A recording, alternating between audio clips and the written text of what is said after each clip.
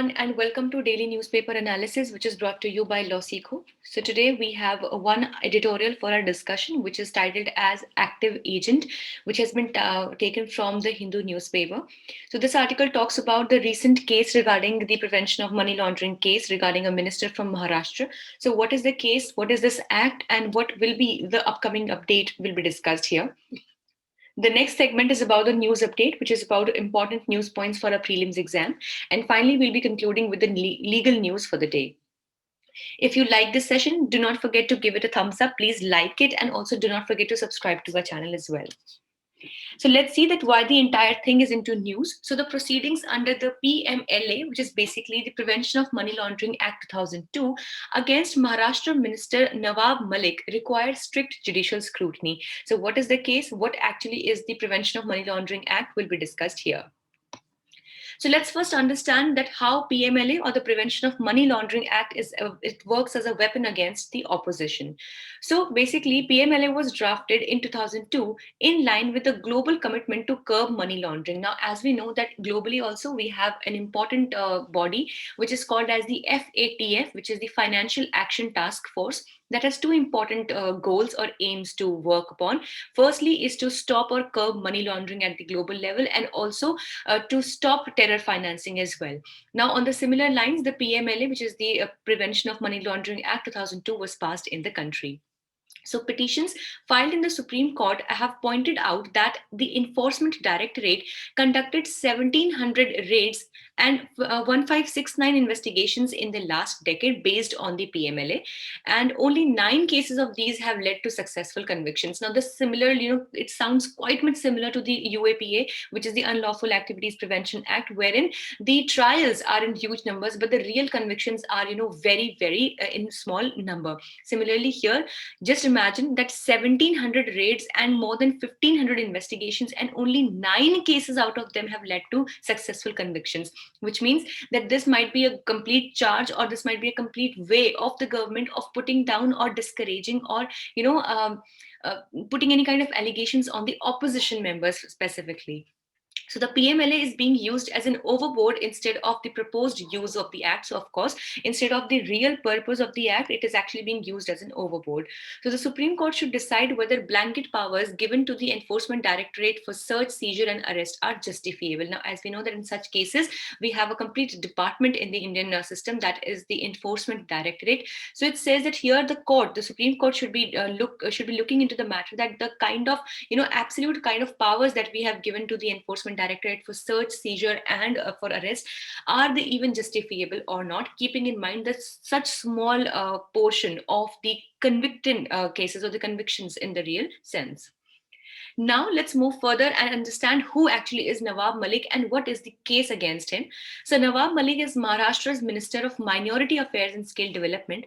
He is also a Congress leader and the second minister in the Mahavikas Aghadi alliance to be arrested by the Enforcement Directorate. So the case against Nawab Malik is regarding a property that was sold way lower than its actual price. Now, the Additional Solicitor General and the Enforcement Directorate said that the sale had enough evidence to bring forth the provisions of PMLA, that is the Prevention of Money Laundering Act, and that the sale was done by a man close to infamous Dawood Ibrahim. Now here, Mr. Malik's advocate has pleaded that the act had been carried out before PMLA was effective and criminal law cannot be retrospective. So basically it says that the sale that we are talking about in here was before the time period of 2002, and thus since criminal law cannot be retrospective in its application, so here definitely the charges should not be applicable. So Sharad Pawar has claimed that this is a move to destabilize the MVA government. So let's see what further comes up in this case and how much it holds ground, whether or not it is a real case or still it's just like a fraudulent or a malicious prosecution. Now let's see what do we have for news updates. India's IP ranking, that is for the intellectual property ranking. So India has improved its overall intellectual property score from 38.4% to 38.6%, though it's a marginal one, but yes, we have seen an improvement for sure.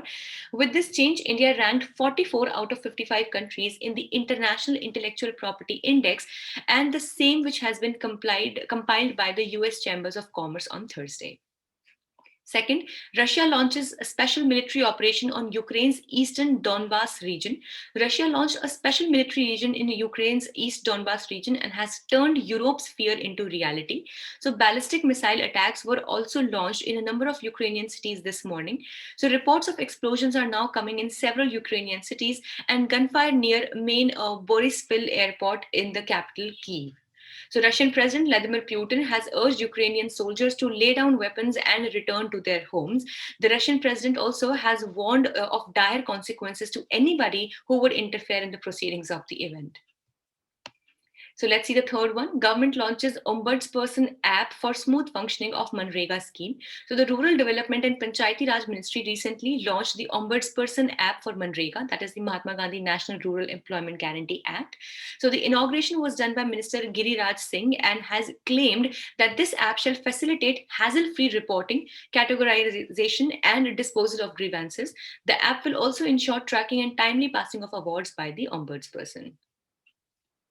With this, let's move to the next segment, which talks about the legal news. So, properties given as dowry to be included in partition suit instituted by daughter under Hindu Succession Act, says the Karnataka High Court. So, the Karnataka High Court has, in the recent case, held that any property that had been given as dowry or otherwise, but at the time of marriage of the daughter was eligible for partition, and the same would have to be included in a suit for partition instituted by the daughter. Second, the admin of WhatsApp group not vicariously liable for objectionable post by group member, says Kerala High Court. This is a very interesting case indeed. So has been another case regarding this. The Kerala High Court held that the admin or the administrator of a WhatsApp group could not be held vicariously liable if a member in the group posts objectionable content. So because see here there is no property of principal and agency over here. So there would be no question of vicarious liability. And the court reminded that the basic principle of criminal jurisprudence is that mens rea must be an ingredient of the offense. And definitely the admin, if he did not have the guilty intent, so he should not be punishable under any circumstances. So further, the act and intent must concur to constitute a crime. So this was all for the day. We hope it was a good and interesting session for you all. Please do not forget to like it if you liked the session. And if you wish to download the PDF of today's slides, you can join our Telegram channel. The link you can find is in the description box below, or you can scan this QR code that you can see right now. Also, for other crisp and exam-oriented content, follow us on our official Instagram channels for Judiciary, CLAT Prep, UGC Net, as well as Law Finance exams. Thank you so much.